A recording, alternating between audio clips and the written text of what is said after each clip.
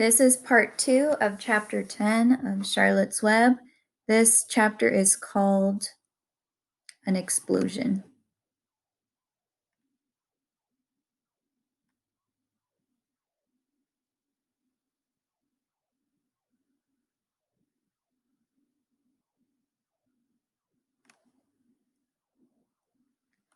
I'm going to visit Wilbur, Fern announced. They climbed the fence into the lane and walked lazily toward the pig pen. Wilbur heard them coming and got up. Avery noticed the spider web, and coming closer, he saw Charlotte. "Hey, look at that big spider," he said. "It's tremendous." "Leave it alone," commanded Fern. "You've got a frog. Isn't that enough?" "That's a fine spider, and I'm going to capture it," said Avery. He took the cover off the candy box. Then he picked up a stick. "I'm going to knock that old spider into this box," he said. Wilbur's heart almost stopped when he saw what was going on. This might be the end of Charlotte if the boy succeeded in catching her. "You stop it, Avery," cried Fern. Avery put one leg over the fence of the pig pen.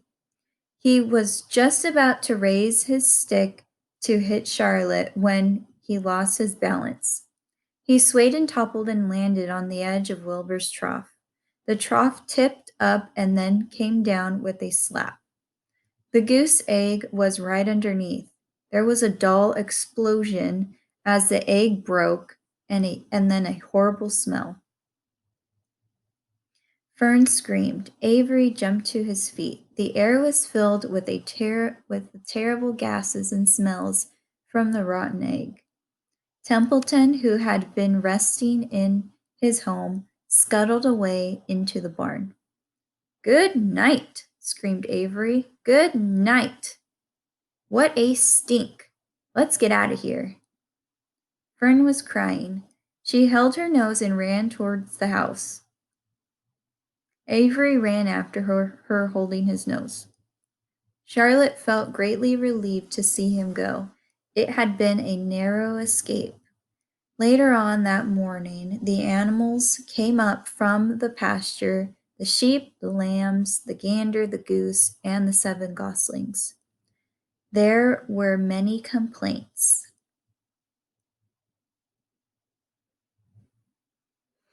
about the awful smell, and Wilbur had to tell the story over and over again, and how the horrible boy had tried to capture Charlotte, and how the smell of the broken egg drove him away just in time. "It was that rotten goose egg that saved Charlotte's life," said Wilbur. The goose was proud of her share in the adventure. "I'm delighted that the egg never hatched," she gabbled. Templeton, of course, was miserable over the loss of his beloved egg, but he couldn't resist boasting. "It pays to save things," he said in his surly voice. "A rat never knows when something is going to come in handy. I never throw anything away." "Well," said one of the lambs, "this whole business is all well and good for Charlotte, but what about the rest of us? The smell is unbearable. Who wants to live in a barn that is perfumed with rotten egg?" "Don't worry, you'll get used to it," said Templeton. He sat up and pulled wisely at his long whiskers, then crept away to pay a visit to the dump.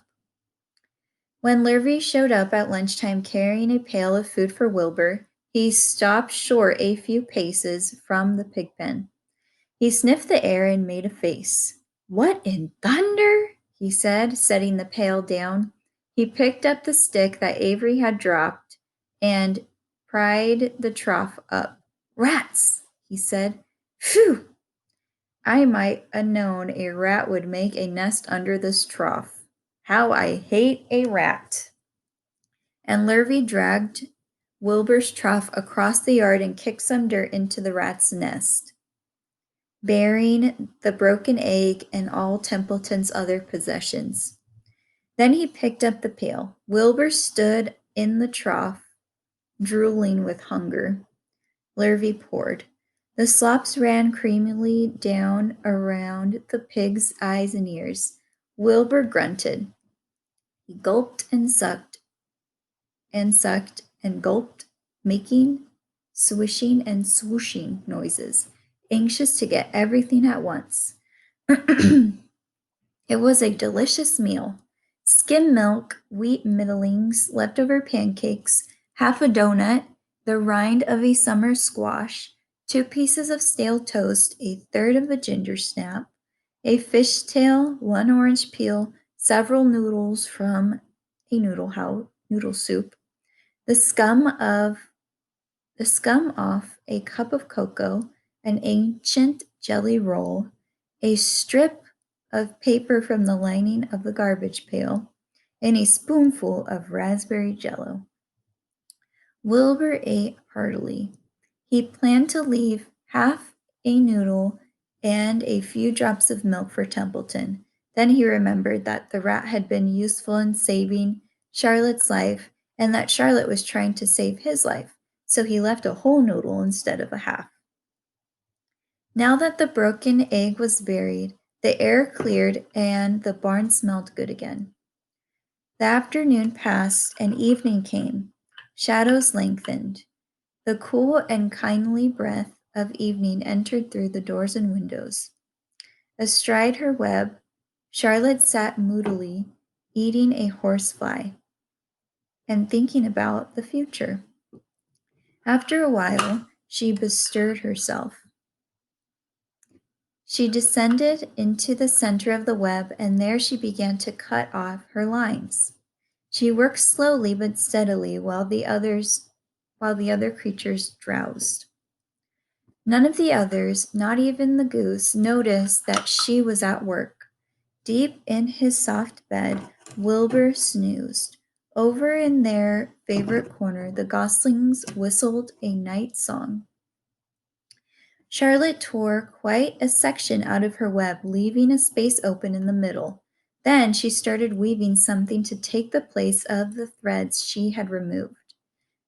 When Templeton got back from the dump around midnight, the spider was still at work. And that's the end of chapter 10, The Explosion.